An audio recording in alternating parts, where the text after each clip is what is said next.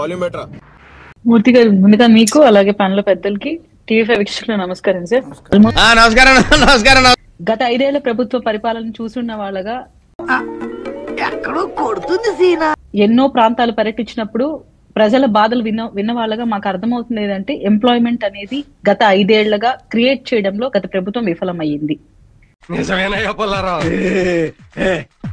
Especially companies ని attract చేయడం కన్నా కూడా కమిషన్లకు కకృతి పడడం వల్ల వచ్చిన కంపెనీలు వెళ్ళిపోవడం. సరిపోయింది, హీరో విలన్ కొట్టుకుని కమెడీని చంపేసినట్టు నా మీద పడతారేంటి? ఉన్న కంపెనీలు కనీసం బ్రతకడానికి కూడా ఆస్కారం లేకుండా మా తిరుపతి ప్రాంతంలో అమర్రాజ్ ఫ్యాక్టరీని ఎంత ఇబ్బంది పాలు చేశారో. అదంతా అప్పుడండి, ఇప్పుడు నేను మారిపోయానండి. అలాగే Jockey company, Lulu mall, Kia factories, ఇలా ఎన్నో కంపెనీస్ సార్ తట్టముఖ కంపెనీలు అంటారు. అంటే కొన్ని కంపెనీలకు అసలు ఊరు పేరు ఉండదు. బొబ్బట్ల గురించి చేసుకునే ఎంఓయూ ఇది. నేను బొబ్బట్లకి ఎంఓయూలు చేసుకుంటాను రావులే కాదు. అంత మాట బొబ్బట్లు ఏ స్వీట్ షాప్ లో పోయినా దొరుకుతాయి కదా, బొబ్బట్లకు మళ్ళీ ఎంఓయూలు చేసుకోవాలంట. ఇటాటి అవులే చేశారని ఆయన కంట్రోల్ ఎవరు చాలు, వాడి పాపాను వాడే వాడు చేస్తే పాపాలకి నేను పోయేటట్టున్నాను సార్.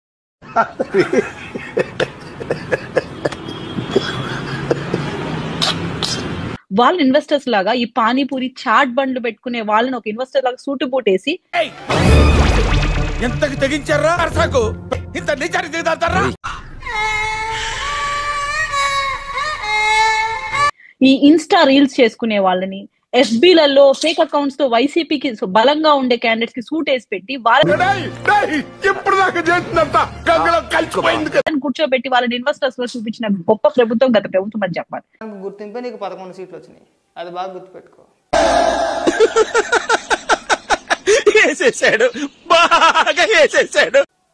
మంచితనం అట మంచితనం కోసత్త కూడా సిగ్గులే చూడండి ముఖానికి.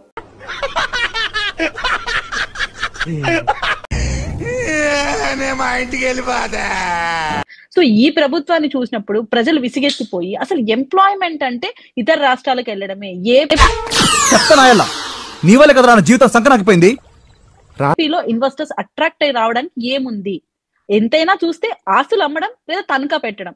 కదా ఇంతకాడికి వచ్చేపోయే నలుగురు దగ్గర ఒంటెలు తాగినా బెటర్ కదరా. ఏం జన్మరా మీది? నిన్నే తాగమంటున్నాను రా. ఈ రెండింటి మీద డిపెండెంట్ అయిన వైసీపీ ప్రభుత్వంలో అసలు ఇన్వెస్టర్స్ ఎలా అట్రాక్ట్ అవుతారు? రీసెంట్ గా లోకేష్ అన్న కూడా మీకు చెప్పిన ఆడియో మనం విని ఉన్నాం.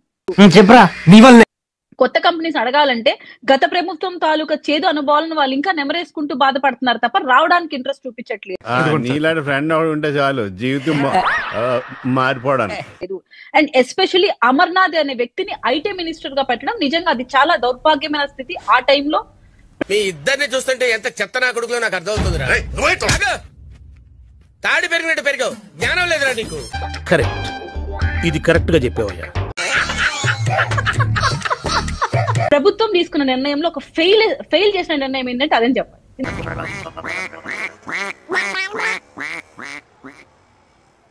ఎందుకంటే అతను ఒక చలి అనే ఒక బూచిని చూపించి నేను దావోస్కి వెళ్ళడానికి ఇంట్రెస్ట్ లేదు అంటే ఈ సమయంలో దావోస్ లో -5, -10 డిగ్రీలు నడుస్తూ ఉంటది టెంపరేచర్స్.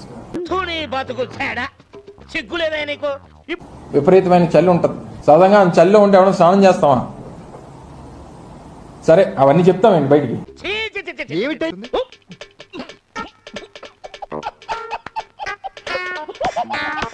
అంటే దావోస్ వల్ల వీళ్ళకి వచ్చే లాభం కన్నా రాష్ట్రానికి వచ్చే లాభం ఎక్కువ ఉంటది. కోడి గుడ్డు మాత్రమే పెట్టగలదు, కోడిని పెట్టలేదు కదా. సో కోడి గుడ్డు పెట్టాలి, దాన్ని హ్యాచ్ చేయాలి, మళ్ళీ దాన్ని తీసుకొని వచ్చి కోడికి తయారు చేయాలి. దాన్ని ఒక చిన్న కారణం, చలనే కారణం చూపించుకుంటూ వాళ్ళే ఇంట్రెస్ట్ ఉంది వైజాగ్ వస్తారు, మనం వెళ్ళడం ఎందుకు అక్కడికి.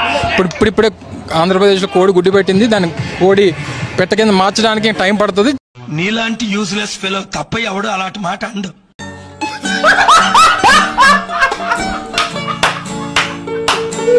వెళ్ళినా -డిగ్రీస్ లో ఉంటుంది చలి, దాని వల్ల ఏం ప్రయోజనం? ఇప్పుడు పని చేసేవాడికి పనికి మాలిన వాడికి తేడా చెప్తాను చూడండి. ఓకే, నువ్వు ఎట్లా చెప్తే అట్లా. బాయ్. అక్కడ రిపోర్టర్స్ అడిగితే సార్, అంటే ఇటువంటి దౌర్భాగ్యం నేను వినిపించాలనుకోను, కానీ about the healthcare system, but it will require persistence. Already this year, the central budget in India has a shrunken health budget. So how do we keep that going? Thank you. ఆయన కొత్త ఇంకోటి తెలిసినట్లేదు. అడుగు బాబు అడుగు. చెప్పండి sir చెప్పండి. తమరికి తెలిసింది అదేగా. మీరు వెళ్ళి మాట్లాడండి గారు. చచ్చే జనాలు మనకేంటి వెళ్ళండి. అభి మజా ఆయేగా నా. Those are very lengthy questions. What?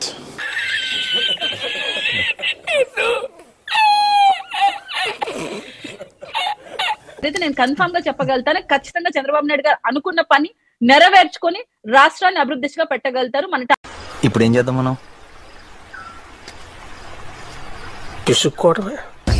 ఏమిరా బాలరాజు, ఏమిరా ఉపయోగం దేశానికి నీ వల్ల?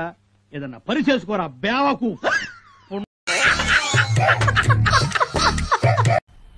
मजा आया और मैं ये जो मजा है हिंदुस्तान के हर व्यक्ति को देना चाहता हूं.